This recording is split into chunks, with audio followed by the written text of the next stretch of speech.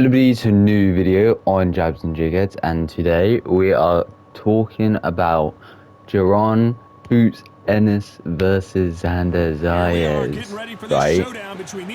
I am using Terence Crawford because there's a lot of talks between Ennis and fighting Crawford and how he could be the only thought that would beat Crawford. And I'm going against Sebastian Pandora because he's a champion in 154 and he's the only champion at 154 who's actually even in the game. So, first off, we'll talk about Jaron Boots Ennis. Jaron Boots Ennis, right? Nice counter. He's 35-0 with 31 KOs. So much for boxing. This is a and this is his second weight class. He fought a welterweight and now he's moved up to super welterweight.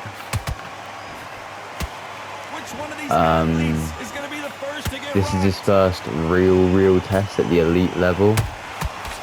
Because Xander Zayas is as much as a lot of people don't want to talk about, he is elite. He's a unified champion. Not any boxer can just do that. Before this, Boots Ennis' best opponent was probably Ennis or David Venetia. Probably butchered that name, I can't lie. But it's not a great, like, someone who's 35-0, you would expect like better opposition by now. But it's fine because at least we're now getting the better opposition. And a lot of people are predicting Jaron Boots Ennis to just absolutely dog walk him. I don't think that will happen. But yeah, that's Boots' record. He hasn't looked like that beatable in his fights. However, he does. I think he gets hit more than he should be getting hit. But that's just me. Now we got Xander Zayas. He's 23-0 with 13 KOs. Right. And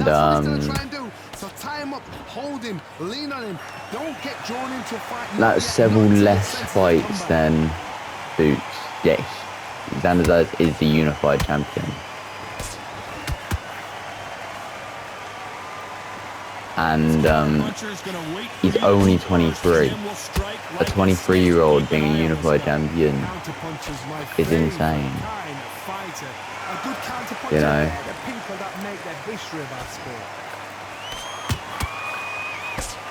I think Xander Zayas is being heavily overlooked in this fight.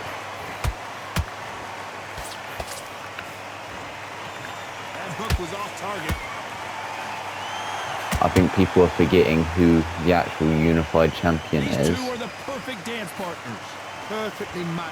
But yeah, we like his record isn't like, or his resume isn't the greatest either. But I would say it's probably better than Boots's, if not on the same level. And he's had 12 less fights than him. His best opponent is probably his last opponent, Abbas Baru, for his, was it WBA? I don't know. Because, wait, sorry guys, give me 1 second. For the WBO, sorry.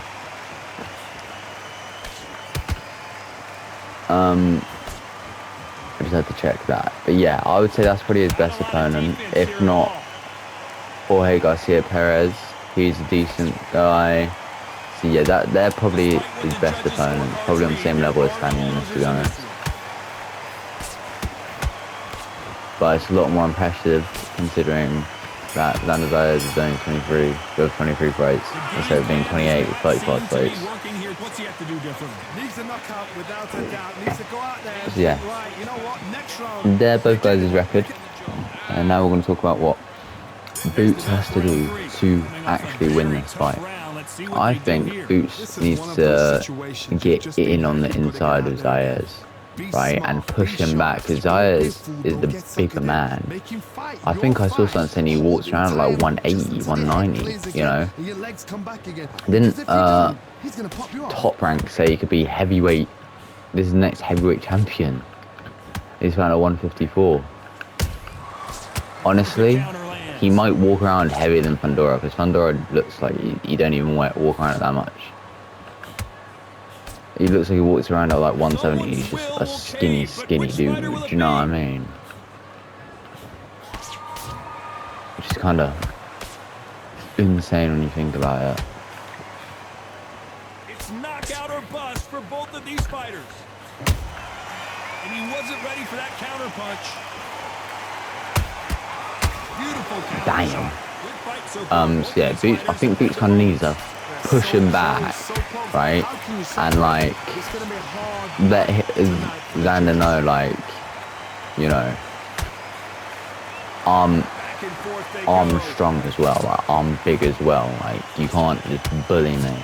So I think that's what Xander's is going to do. He's going to try to keep it in the mid range and try to push Boots back from there.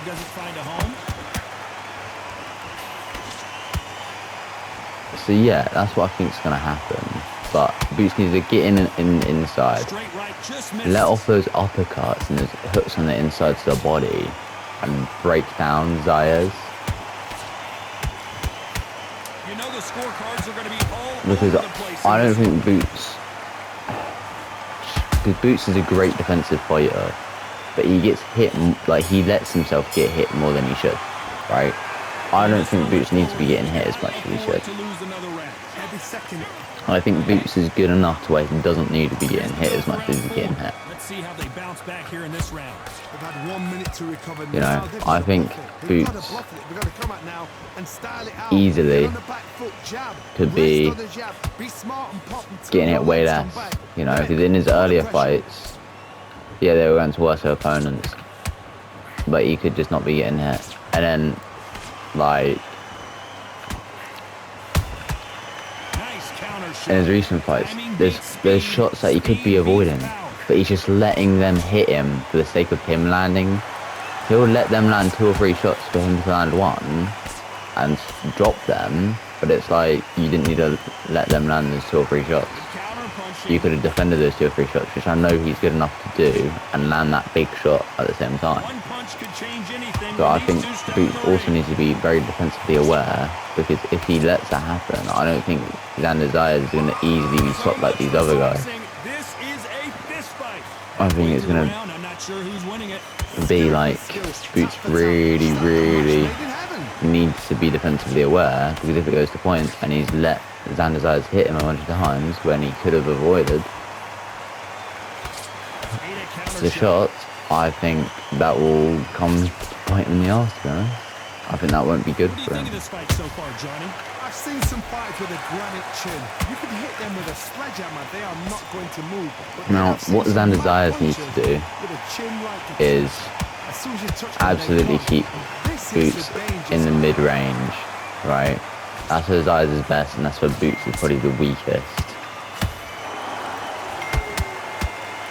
And Boots likes either being right in there or very rangy. He doesn't like being like in the middle of those 2 ranges, where Xander Zayas is very good there. So that's what Xander Zayas needs to do, and he needs to impose his size on Boots, because Boots hopefully will try to push him back. And Zayas needs to not let him do that. He needs to be like, I am the bigger man. You're not just gonna push me back. I'm bigger than you, I'm stronger than you. You know, this is my division. That's the attitude he needs to have with Boots. He needs to give Boots no respect, basically. But I don't think he will give Boots any respect. He looks very confident, which is good, you know.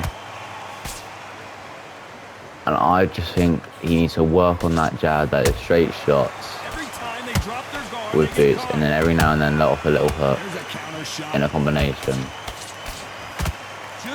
and just work on outpointing Boots, because if Boots lets him hit him to trade with one shot, I think Xander Zayas would be fine with that. I don't think Xander Zayas is good. I think Xander Zayas has a very underrated chin because he's that big for the weight class. I don't think. Obviously, Boots hits him very, very, very hard, right? And obviously, he could stop Xander Zayas. I wouldn't say it's impossible for him to stop Xander Zayas, but I think if Boots lands that one big shot, will that one big shot be enough? I don't know. Now, Xander Zayas, I think, very heavily overlooked here. Nobody thinks, or the media doesn't really think he has a chance against, holy shit up, have a chance against Boots, because Boots, you know, everybody, you know, loves Boots. He's American, so everyone sort of like knows him, right? And Xander Zayas, he's like Puerto Rican. He hasn't got a mass following in the media like Boots does, because at the end of the day, either an American or an English fighter is always going to be the most popular, even if they're Mexican, right? On average, who's going to be a more popular fighter, American or a Mexican, or a British, or like a Puerto Rican? Yeah, boxing is big in Mexico, but other than Canelo, you know, like, and Benavidez, who's really that big? You can't say Garcia. Garcia's American, mate. You know, he's not. You can't sit here and say like these fighters are better because they're American, but casuals will say that because they know them more. Now, for my prediction in the fight, I think it'll be very, very, very close. But my final prediction is for Boots to win by either a late stoppage, like round 11, round 12 stoppage, or winning 115, 113, right? Unanimous or split. Very, very close decision. Right, it'll be very, very close. He misses with that straight left. Whether you agree or disagree.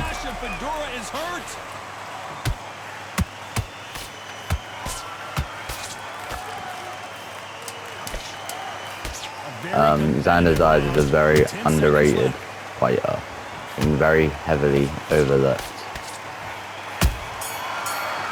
And I can admit that while also backing Boots to win the fight, you know. While Boots is the favourite, I would agree that